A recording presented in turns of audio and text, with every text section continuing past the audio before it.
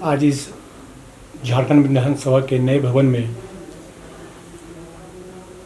बहुत ही सुअवसर है कि हमारे झारखंड विधानसभा के प्रथम अध्यक्ष आदरणीय इंद्रेंद्र सिंह नामधारी जी भ्रमण के लिए पधारे हैं और इस सुअवसर पर इस अवसर को छोड़ना हम लोगों के लिए संभव नहीं था कि हम अपने आदरणीय नामधारी जी से कुछ बातचीत करें। आपका स्वागत है, बहुत बहुत धन्यवाद। झारखंड विधानसभा के प्रथम दिवस से ही आप विधानसभा के अध्यक्ष के रूप में सुशोभित रहे हैं और बहुत सारी राजनीतिक घटनाक्रम के आप साक्षात गवाह रहे हैं। बहुत सारे विषय हैं जिस पर आपसे विचार विमर्श, आपकी भावनाओं को जाना जा सकता है। सबसे पहले तो हम ये जानना चाहेंगे कि आपके स्वास्थ्य, आप कैसे हैं? स्वास्थ्य ठीक है। एज जो है सो दबाती तो ज़रूर है, लेकिन गालिब का एक शेर है कि उनको देख कर जो आ जाती है मुंह पर रौनक, वो समझते हैं बीमार का हाल अच्छा है। जब मिलते हैं अपने लोगों से, आपके चेहरे देखते हैं तो उनको देख कर जो आ जाती है मुंह पर रौनक, और लोग समझते हैं कि पूरे स्वस्थ हैं। उसी तरह से मैं स्वस्थ हूँ। आपसे मिलते, देखते, बात करते मुझे लगता है कि मुझे सब कुछ मिल गया। बहुत बहुत आभार सर। और हम सभी लोग विधानसभा के जितने लोग हैं और जो भी जनमानस हैं वो आपके कार्यकाल के संबंध में, आपकी साहित्यिक रुचि के संबंध में, आपके बंधुत्वपूर्ण व्यवहार के संबंध में हमेशा कायल रहे हैं। हम लोग वर्तमान परिप्रेक्ष्य में कुछ बातें करें, उससे बेहतर या अच्छा ये लग रहा है कि पुराने चीज़ों को थोड़ा स्मरण किया जाए। और जिस समय आप अध्यक्ष के पद पर थे और फिर लोकसभा के आसन पर भी आपको बैठने का गौरव प्राप्त हुआ, और ये हम लोगों के लिए एक सुखद बात है कि प्रथम बार लोकसभा के लिए निर्वाचित और वो भी एक निर्दलीय व्यक्ति को आसन पर सभापतित्व करने का अवसर प्राप्त हुआ। आपको वो अनुभव इतने बड़े प्रसाद को देख करके कैसा रहा था सर? ये अगर मुझे लोकसभा में भी अगर पीठासीन पदाधिकारी बनने का मौका मिला तो यहाँ के अध्यक्ष रहने के कारण ही मिला, क्योंकि मीरा कुमार उस समय अध्यक्ष थी लोकसभा का।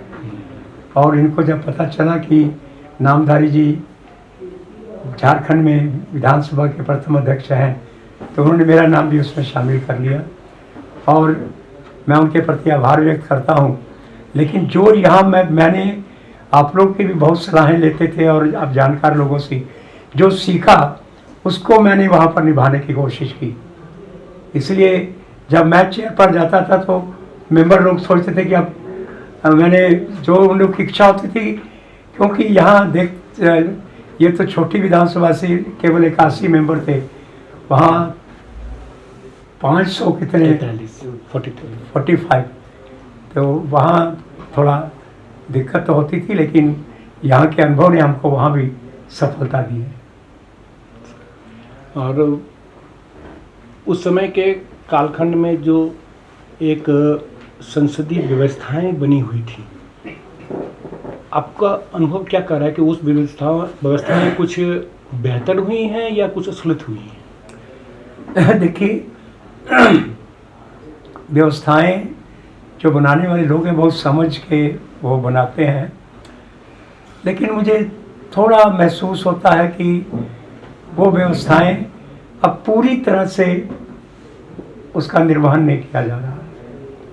मान लीजिए कि कभी कभी ऐसा होता था कि किसी को मार्शल आउट किया जाए या किसी को सस्पेंड किया जाए, लेकिन अगर लोकसभा जैसे और राज्यसभा जैसे अगर सैकड़ों की संख्या में अगर उन लोग को सस्पेंड कर दिया जाए या कुछ कर दिया जाए, तो कोशिश ये होनी चाहिए कि कैसे, क्योंकि जो ये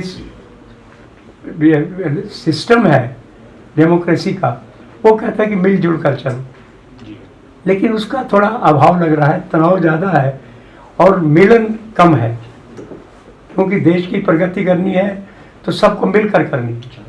इसलिए कोई एक को छोड़ के दूसरा आगे बढ़ने की कोशिश करे तो ये ठीक नहीं है।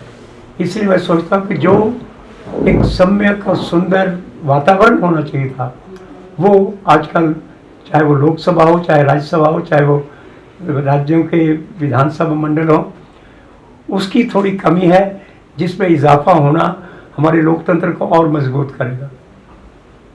ये स्थितियाँ सामान्यतः ऐसी देखी जा रही हैं कि जो सभा में व्यवधान, अति व्यवधान और अमर्यादित व्यवधान की वजह से होता है।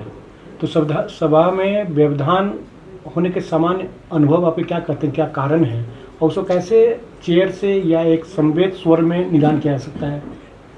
देखिए, मैं ये महसूस करता हूँ कि चेयर पर बैठने वाला व्यक्ति इतना निष्पक्ष होना चाहिए कि उस पर किसी को शंका न। मुझे कभी कभी अपना अनुभव लगता है कि मुझे सत्ता पक्ष के लोग कहते थे कि आपका विपक्ष की तरफ ज़्यादा ध्यान है, और विपक्ष वाले कभी कभी शिकायत करते नहीं, सत्ताधारियों की आप ज़्यादा सुनते हैं। हमने कहा कि यही मेरी सफलता का राज है। वो समझते हैं कि उनकी तरफ है, वो समझते हैं कि उनकी तरफ है। मैं न्याय के साथ चलता हूँ और मेरे लिए कोई माइनस और प्लस नहीं है। और मुझे लगा कि, और मैंने किया भी नहीं, विपक्ष के मेंबरों के साथ भी वैसे ही मेरा व्यवहार था और सत्ता के भी।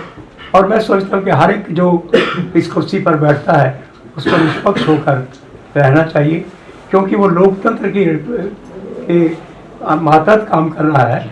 पार्टियाँ अपनी जगह पर है। इसलिए कारण है कि इंग्लैंड जैसे देशों में स्पीकर के सामने कोई चुनाव नहीं लड़ता है। ये पार्टी का दाग लग जाएगा ठप्पा तो फिर एक पार्टी का ही बनकर रह जाएगा। इसलिए निष्पक्ष रहने के लिए वहाँ पर स्पीकर के खिलाफ कोई मेंबर नहीं, कोई चुनाव नहीं लड़ता है, ताकि ये पवित्र रहे स्थान। और मैं समझता हूँ कि भारत में भी अब जो थोड़ी सी और सुंदरता लाने की ज़रूरत है, जो थोड़ी महसूस हो रही, मैं समझता हूँ। आसन पर व्यवहार करते रहने के इतर एक विषय जो अध्यक्ष के जिम्मे रहता है वो है 10वीं अनुसूची का विषय, दल बदल का विषय।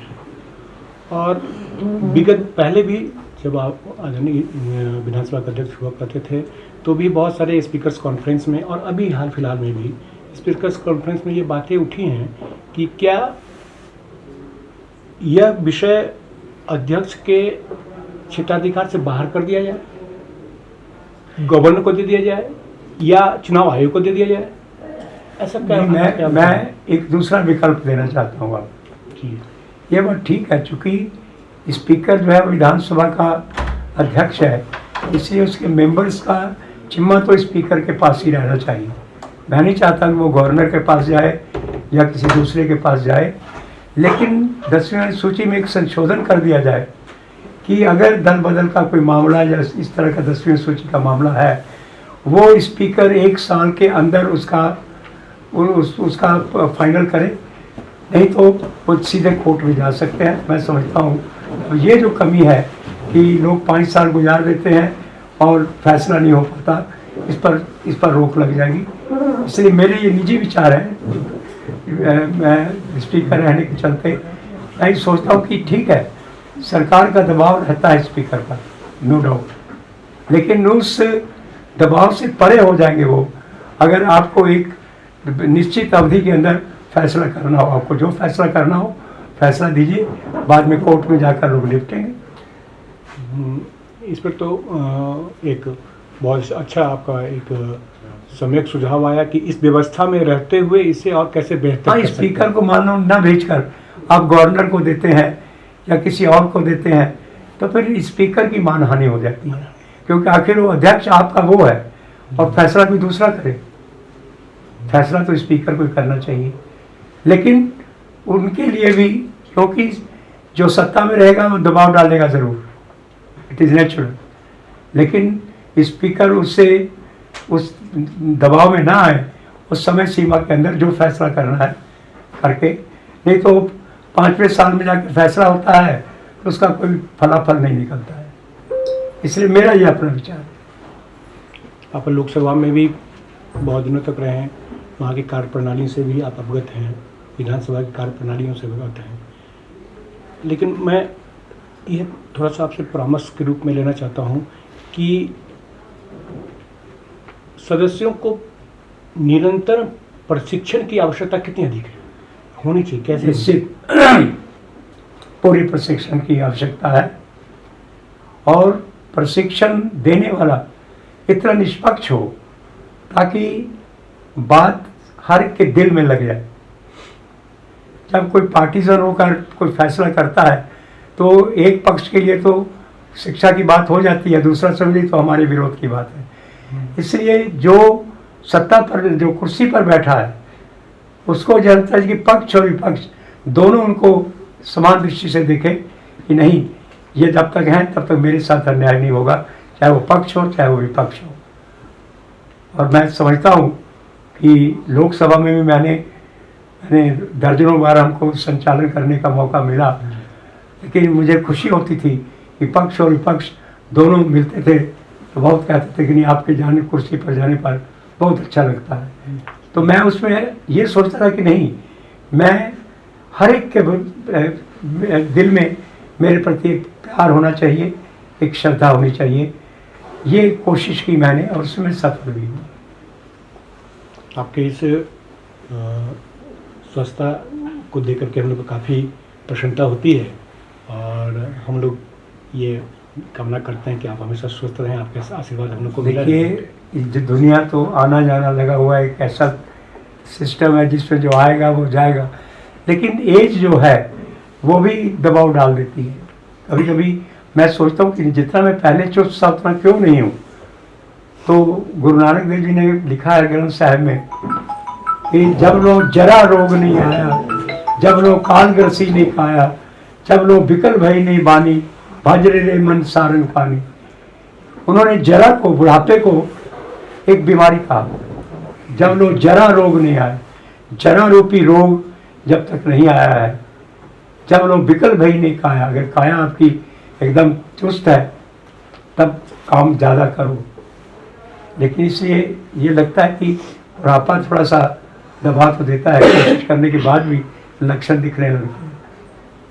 इस अवस्था में भी और अवस्थाजन आयु में भी आपकी लिखनी बराबर चल रही है, और आपकी जो एक पुस्तक नई आई है उसके संदर्भ में कुछ आपने पढ़ा कि नहीं उसको? पुस्तक मिली है सर?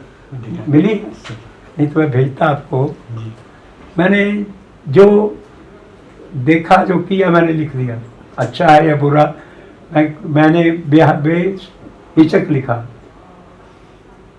यहाँ तक कि अपने पंथ के बारे में भी लिख दिया क्या कमियां हैं। तो मैं समझता हूँ कि है तो छोटी सी, लेकिन उसमें मैंने कोशिश की है कि हर एक बिंदु को, क्योंकि सब कुछ बनने का मौका मिला। मैं बीजेपी का पूरे बिहार का अध्यक्ष भी बना, वहाँ मंत्री भी बना, वहाँ ट्रांसपोर्ट का चेयरमैन भी बना। मेरी आधी ज़िंदगी तो बिहार की है, आधी झारखंड की है। तो इसलिए दोनों का स्वाद मुझे चखने को मिला। और मैं अभी पटना गया था, वहाँ पर भी पुस्तक मेले में, तो वहाँ पर लोगों ने पूछा, हमने कहा कि मैं तो दोनों का हूँ। इसलिए अगर कोई कहता है कि नहीं बिहार के लोगों की नहीं नियुक्ति होगी, तो मैं इसका समर्थन नहीं करता हूँ। बिहार और झारखंड एक है और एक रहना चाहिए। अभी जिसमें आप राजनीति में अभी भी आपके विचार आते हैं, लेकिन जिसमें सक्रियता बहुत ज़्यादा आपकी थी, तो आज के समय में आप कुछ टिप्स कहिए या कुछ परामर्श कि राजनीतिक दलों को सभा के अंदर और सभा के बाहर कैसा व्यवहार करना चाहिए? देखिए, क्योंकि लाखों लोगों का जो प्रतिनिधित्व पा रहा है, उसमें गरिमा तो होनी ही चाहिए। कितने हजारों लोगों का विश्वास आपके ऊपर होता है। इसलिए मैं समझता हूँ कि सबसे पहली ज़रूरत है उसका बेदाग होने की। क्योंकि अगर राजनीति में अगर पैसों का प्रचलन ज़्यादा हो गया तो हमारे देश के सामने बहुत कठिन समय आने वाला है।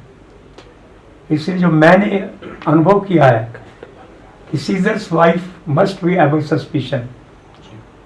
जनता का विश्वास पाकर सत्ता में हो या विरोध में हो, उनका एबव सस्पिशन होना चाहिए, शक के दायरे से बाहर, शक से दायरे के बाहर हो।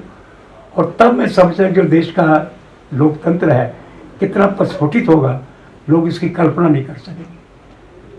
हमारे देश में बहुत खूबियां हैं, लेकिन ये जो अभी चल रहा है कि पैसों का प्रचलन, इसको मिनिमम करने की ज़रूरत है। चुनावों में बेहिसाब पैसा खर्च किया जा रहा है, कोई कह नहीं सकता कि कितना खर्च हुआ। यहाँ तक एक मुखिया के मरने में कई लोग मेरे पास आते हैं, घर बिक गए, 25 लाख खर्चा कर दिए। आप मुखिया बनने के लिए अगर 25 लाख खर्चा कर दिए तो एमएलए बनने के लिए कितना खर्च होगा, एमपी बनने के लिए कितना खर्च होगा। जो इतना खर्च करके जाएगा उसका मकसद क्या होगा। इसलिए सबसे, मैं तो एक्टिव राजनीति में नहीं हूँ, लेकिन लेखों में कभी कभी लिखता हूँ कि अगर नरेंद्र मोदी जी को ये मौका मिला था कि काफ़ी पावर है उनके हाथ में, तो सबसे पहले उनको लाना चाहिए था। जो चुनावों में खामियां हैं इनको दूर करना चाहिए था, क्योंकि इन खामियों को दूर किया जा सके कि पैसों को बहाकर अगर कोई जीत कर आएगा तो कोई नहीं सोच सकता है कि वो दूध का धोया हुआ। आखिर पर्पस क्या था तुम्हारा, तुमने 10 करोड़ का खर्च क्यों किया, क्या उसके पीछे मकसद था। आप ये जवाब तो देना पड़ेगा। इसलिए आज जरूरत है निष्पक्ष विचारों की। ये नहीं कि ये पार्टी वो पार्टी, उसने नहीं, सबके लिए एक रास्ता हो और अच्छे आदमी को लोग चुने। और मुझे तो इतना फख्र होता है कि मैंने जान के जो पुस्तक लिखी उसमें लिखा है कि एक सिख नेता की दास्तान। सिख मैंने इसलिए जोड़ा कि लोग ये समझें कि एक सिख भी जनता का इतना प्यार और मोहब्बत पा सकता है कि 6 बार वो विधायक बनता है, निर्दलीय होकर वो सांसद बन जाता है। तो ये मेरी विशेषता नहीं थी, ये जनता ने मेरे ऊपर विश्वास किया। जाति और धर्म बहुत कुछ लोग देखते हैं, लेकिन मैंने ये इसलिए लिखा कि लोग कहते हैं कि अकबर ने एक दिन बीरबल से एक लाइन खींच के कहा था इसको छोटी कर दो, तो उसके बगल में लंबी लाइन खींचकर उसने कहा था कि देखिए आपकी। तो जब जाति और धर्म पर चल रहे हैं, आप इंसानियत की एक लंबी लकीर खींच दीजिए, जनता आपका साथ देगी। इसको मैंने प्रैक्टिकल करके देखा। इसलिए मेरे लिए कोई जाति क्या है, धर्म क्या है, मैं मुसलमानों को भी उतना प्यार करता हूँ, हिंदुओं को भी उतना करता हूँ। कोई हरिजन है उसके लिए भी मेरे दिल में उतना ही है, कोई तथाकथित उच्च जाति का है, मैंने कभी कोई पक्षपात नहीं किया किसी का। सबके लिए प्रेम देने के लिए मैं तैयार हूँ, और ये प्रैक्टिकल है मेरे। और इसलिए लंबी लकीर खींच दीजिए, आपको ना पैसों की जरूरत पड़ेगी और ना और कोई हथकंडे अपनाने पड़ेंगे। मर्डर हो जाते हैं, गोलियां चल जाती हैं। ये अगर लोकतंत्र होगा तब इस लोकतंत्र को तो सफल नहीं कहा जा सकता। कि इतनी हत्याएं हो गई, एक दूसरे को मार दिए, तब तो लोकतंत्र से राजतंत्र ही अच्छा था। राजा राज करता था, आराम से अपना रहिए। जनता का राज है तो जनता को ये सिद्ध करना चाहिए कि हमने राज बनाया है, और वो तब होगा जब जीतने वाले लोग भी उसी रिस्पॉन्स पे उनकी जवाब दें। एक विचार अभी है, बहुत विद्वजनों के बीच में विचार है कि एक साथ चुनाव कराने की बात चल रही है कि लोकसभा और विधानसभा चुनाव एक हो, एक देश एक चुनाव। तो ये क्या कुछ आज के ज़माने में है कुछ? आप देखिए 52 से लेकर 67 तक तो लोग साथ साथ ही होते थे, लेकिन सबसे पहले केरल में जहाँ राष्ट्रपति शासन लगा, तो राष्ट्रपति शासन लगा तो वहाँ सरकार तो बननी चाहिए थी, वहाँ चुनाव शुरू हुआ। इसलिए इतना बड़ा देश है, इतने ज़्यादा प्रांत है, कहाँ कुछ दिन मुसीबत आ जाएगी और वहाँ अगर सरकार भंग करनी पड़ती है, राष्ट्रपति शासन करना पड़ेगा। या तो फिर रखिए कि 4-4 साल राष्ट्रपति शासन चले, या वहाँ चुनाव कराइए। इसलिए मैं समझता हूँ कि ये जो है कि 1 नेशन 1 इलेक्शन, ये बहुत व्यवहारिक नहीं, क्योंकि इतने प्रदेश है कि इसमें कौन सी घटना घट जाएगी। सरकार गिर गई तो राष्ट्रपति शासन या फिर एक व्यक्ति का शासन कर दीजिए। इसलिए मैं इस विचार से सहमत नहीं हूँ कि 1 इलेक्शन और 1 नेशन, ये जो अभी सिस्टम है। अब मान लीजिए 3-5 प्रांतों के भी चुनाव हुए और 6 महीने के अंदर, 5 महीने के अंदर लोकसभा का चुनाव भी होने वाला है। यहाँ तो वहाँ चुनाव रोक दिए जाते, तो आखिर ये सिस्टम भारत जैसे बड़े देश के लिए लागू नहीं हो सकता मेरे विचार में। एक जो आपसे पूछने का ये पूछने की इच्छा हो रही है, क्योंकि इसका मेरे मन पे जिज्ञासा का एक समाधान आपकी बात है कि एक मतदाता के रूप में हमें अपना जनप्रतिनिधि चुनना चाहिए या हमारी सरकार चुननी चाहिए? देखिए, आपका अधिकार तो एक को चुनने का है जी, सरकार तो बाद में बनती है। इसलिए जो वोटर है उसकी सीमा तो है कि हमने आप पर विश्वास किया।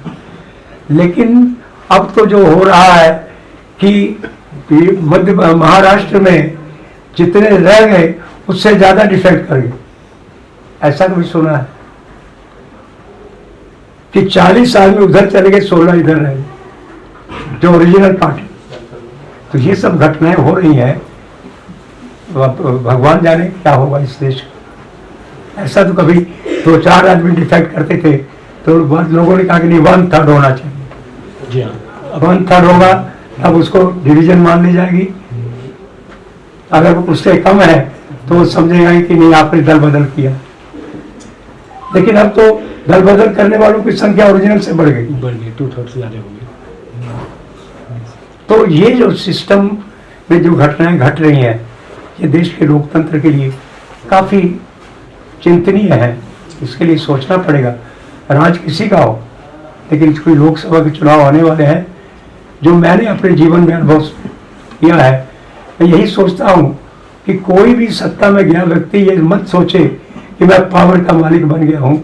वो सोचे कि मैं आने वाली संततियों के लिए कौन सी नई योजना देके जा रहा हूँ ताकि देश का लोकतंत्र मजबूत हो, जिसकी कमी महसूस की जा रही है।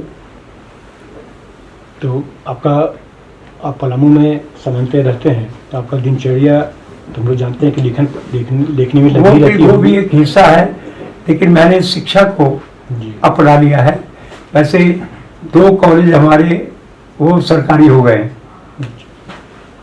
सरकार ने ग्रहण कर लिए।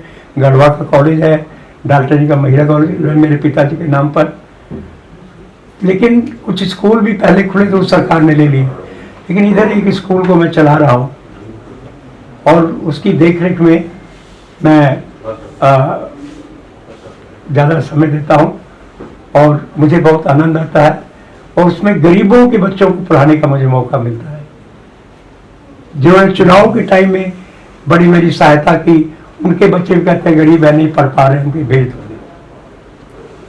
और मैं समझता हूँ कि कोई बिरला ही ऐसा स्कूल होगा जहाँ पर लोगों को पैसों की पूरी छूट दी जाती है। इसलिए शिक्षा के क्षेत्र में मेरा टाइम बीता और बाकी इतने संबंध है लोगों के कि न्योता देते देते समय बीत जाता है। शादी है किसी की, आपको गमी है, खुशी है, तो जिनका भरोसा है, जिनके पास लगाव है, वहाँ जाना पड़ता है। तो टाइम कैसे बीतता है पता नहीं चलता और मुझे ऐसा लगता है कि मैं बहुत व्यस्त हूँ। सक्रिय राजनीति में तो या अभी तक के में 50 वर्ष तो आपके हो गए होंगे। पर ऐसा था कि 67 में मैंने पहला चुनाव लड़ा था। पूरनचंद जी से, काफ़ी नामी नेता थे, गरीबों के नेता थे। तो मैं ये सोचता हूँ कि जो मैंने अभी संन्यास लिया उसके पीछे मेरा मकसद था कि यहीं पर जब मैं स्पीकर था तो एक मेरे से एक सवाल किया गया, प्रभात खबर वाले ने कहा था कि आप बताइए कि पॉलिटिशियंस को कितनी एज पर रिटायर कर देना चाहिए। तो मैंने एक लेख लिखा था, मेरी दृष्टि से 75 साल की उम्र होने पर वन शुड रिटायर। तो ये मेरे अपने विचार थे, लेकिन आज संजोग है कि मोदी भी कह रहे हैं कि 75, अब अपना देखते हैं क्या करते हैं। 73 तो हो गया, 2 साल बचे हैं, वो अपने ऊपर लागू करते हैं या नहीं करते हैं। लेकिन मैंने 75 लिखा था, इसलिए जब मेरा संसद का कार्यकाल खत्म हुआ तो उस समय मेरी उम्र वैसे 73 थी, लेकिन 2 साल पाकिस्तान बनने के समय मेरे बर्बाद हुए थे, मैंने मेकअप किए थे, वो 75 हो गई थी। इसलिए एक मन करता था कि लड़ूं, दूसरा कहा कि नहीं, जब लिख दिया है तो संन्यास ले लेना चाहिए। यही घटना घटी और मैंने कहा कि संन्यास ले। और संन्यास में भी मैं पॉजिटिव काम कर रहा हूँ, मुझे खुशी है। इतने दिनों के राजनीतिक विचारधारा, राजनीतिक कार्य और एक सामाजिक समरसता, इन सभी को कंबाइन करके एक संस्मरणात्मक, या आत्मकथा तो नहीं कहिए उसको, संस्मरणात्मक एक कोई लिखने की कोई विचार है? क्योंकि बहुत लंबा पीरियड है और यह एक दस्तावेज होगा बिहार झारखंड का। समय समय पर लिखता हूँ, कई अखबारें भी ऐसे 26 जनवरी 15 अगस्त को लोग बाउंड कर देते हैं कि नहीं कुछ लिखिए, वो मैं लिखता रहता हूँ। लेकिन जैसा मैंने कहा ना कि अब 83 में क्रॉस कर चुका हूँ, आप सोच लीजिए।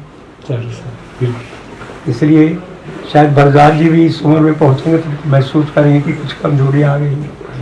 इसलिए कभी कभी डिक्टेशन दे देता हूँ, लिखने में थोड़ी दिक्कत होती है, नहीं तो पहले बहुत आदत थी लिखने की, लेकिन स्मृति में भी थोड़ा थोड़ा कमी आने लगती है। कोई शब्द जो पहले खोजता तो खोजने में टाइम लगता है कि क्या शब्द बोलना है। मैं समझता हूँ कि हर एक एज पे आने पर लोगों को ये महसूस होता होगा, लेकिन मैं उससे संघर्ष करता रहता हूँ।